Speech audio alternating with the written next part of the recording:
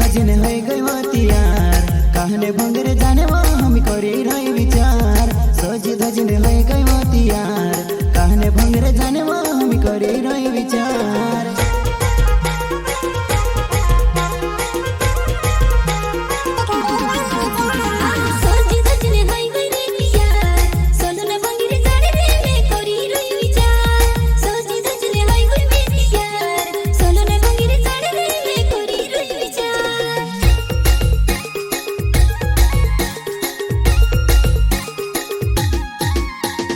सजी धजने है गई यार कहले भंगिर जाने वो हम करी रही विचार सजी धजने है गई यार कहले भंगिर जाने वो हम करी रही विचार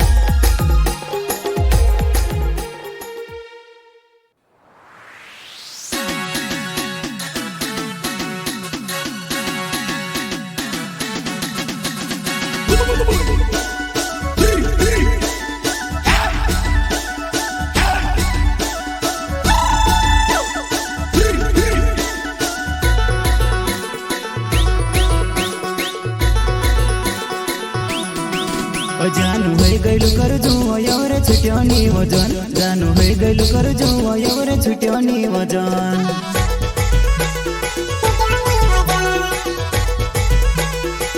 औरे है गैलू कर जो जानू छुट्योनी रकम औरे है गैलू कर जो जानू छुट्योनी रकम